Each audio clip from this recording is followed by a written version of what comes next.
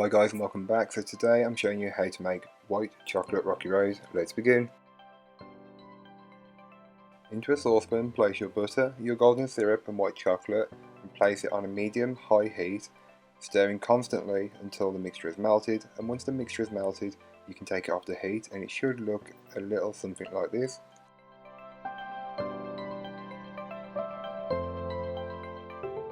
So you'll want to get yourself a large mixing bowl and into it place your mini marshmallows along with your custard creams which are cut in half, and then your party rings which are roughly quartered, and then some white chocolate Maltesers or the alternative, and just give it a brief mix. Then on top of this mixture you'll want to pour the white chocolate mixture that you made earlier on, getting as much of it out of the saucepan into the bowl as possible. You will then want to give all of that a good mix until all of the bits that you've added into the bowl are incorporated with that white chocolate sauce spread that we made earlier on. So get yourself a 8x8 cake tin lined with some parchment paper and start to move the mixture from the bowl into the tin and just spread it out and level it out as best you can.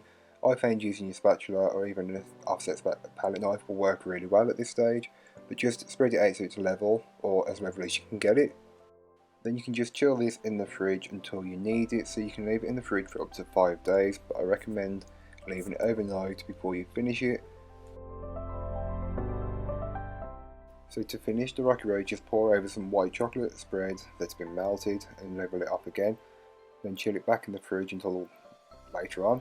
Then you can start to cut it up, so I went with the cut down the middle first, then start to cut off each individual portion. So I got 8 generously sized portions, but I recommend that you cut them in half again, as these was too big a portion. But here is what it looked like once it's been done. You wouldn't say baked, would you? It's been done. So you can see the marshmallows and the biscuits and that white chocolate mixture and even the layer on top. It looks really good. So thank you so much for watching. I hope you've enjoyed. If you have, don't forget to like, comment and subscribe for more from me. And that's the final episode of Bakemas this year. So hope you enjoyed the series. Let me know in the comments down below. And what recipes would you like to see for next year, as this would really help me out now. But I've really enjoyed doing Bakemas this year. I hope you've enjoyed watching it. But I'm going to take a break, and in the new year I'll be uploading. I will put another video up before that about an update. But thank you, check out all the links in the description, and that's all for today. Bye guys.